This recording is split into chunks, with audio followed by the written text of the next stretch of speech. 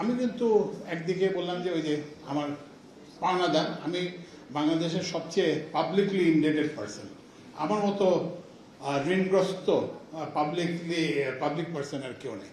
সবাই আমার থেকে টাকা পায়, গ্যাস সেলাররা টাকা পায়, তারপরে ইয়েরা কি বলে যে বিদ্যুৎ দলাররা টাকা পায়, সবাই আমার কাছ থেকে টাকা পায়। তো এখন আমি এটা হচ্ছে একটা দিক, এইটার দিক থেকে আমার চাপ, আমার পাওনাদাররা আমার আমার মাথায় বন্দুক ধরে। আবার আরেক দিক থেকে চাপ আছে, সেটা হচ্ছে যে বিদ্যুতের দাম বাড়ান, গ্যাসের দাম বাড়ান।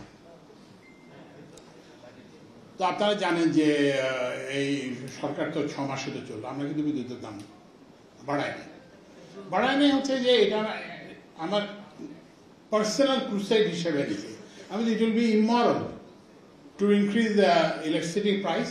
কারণ হচ্ছে যে আমরা তো অন্যায় দামে বিদ্যুৎ কিনছি, সেটা আমি কনজিউমারকে কেন পাস করবো? কিন্তু এটা কতদিন রাখতে পারবো আমি জানি না, কারণ হচ্ছে বাস্তবতা, কারণ যদি আমাকে তো বিলস পে করতে হবে। তারপরে ওই যে গ্যাসের ক্ষেত্রে, গ্যাসের দাম বাড়ানোর জন্য আমার ট্রেমেন্ডাস প্রেশার। তো আমরা কিন্তু একটা প্রস্তাব ইয়েতে দিয়েছি, যেটাতে অনেকে এটাকে একটু, অবশ্যই সরকার হিসেবে আমরা সমালোচনার পাত্র, সমালোচনা করতে কোনো সময় আপনারা দ্বিধা করবেন না, এবং সমালোচনা কিন্তু ন্যায্য সমালোচনা করবেন। নিশ্চিন্তে খান স্বাস্থ্যকর অল টাইম পান, অল টাইম হেলদি লাইফ।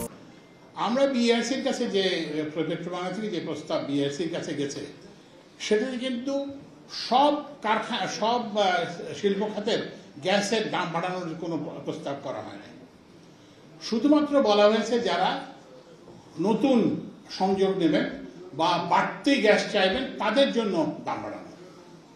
কারণটা সহজ, কারণ হচ্ছে যে গ্যাসের যে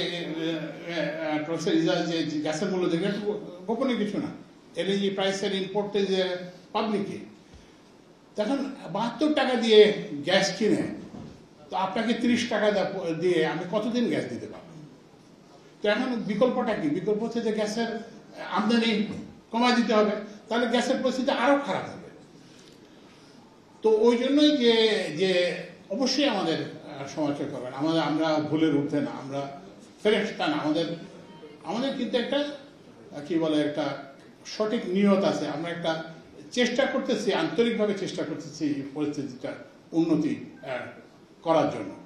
আপনারা কেউ কি দেবেন 72 টাকা প্রোডাকশন কস্ট একটা জিনিসের, সেটা 30 টাকায় বাজারে বিক্রি করবেন? তো এখন বলেন যে এখানে আরো যুক্তি আছে, যেটা হচ্ছে যে হ্যাঁ আমি একই খাতে ব্যবসা করি, আমি দেবো 30 টাকা, আরেকজন দেবে 72 টাকা, এটা কেমন হলো? কিন্তু প্রাইসিং এর, আমি একসময় ইকোনমিক্সে ট্রেইন, আমি ইকোনমিক্স পড়াইছি দীর্ঘদিন যাবত। প্রাইসের তো এটাই প্রাইস ইজ এ সিগন্যাল, আপনি কোন ইন্ডাস্ট্রিতে যাবেন কি যাবেন না, এটা তো আপনাকে এই প্রাইসই আপনাকে বলবে। তো সুতরাং আপনি যদি নতুন শিল্প দেখতে চান তাহলে দামটা দেখেন যে গ্যাসের দাম এই, তারপরে দেখেন যে এই শিল্পটা হওয়া উচিত কি হওয়া উচিত না।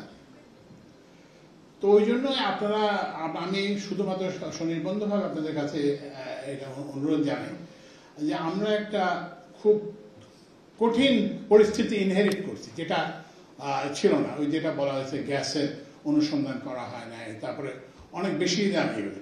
তো আমরা চেষ্টা করতেছি এটাকে যতটা সম্ভব সহনীয় করে তোলা যায় আপনাদের জন্য।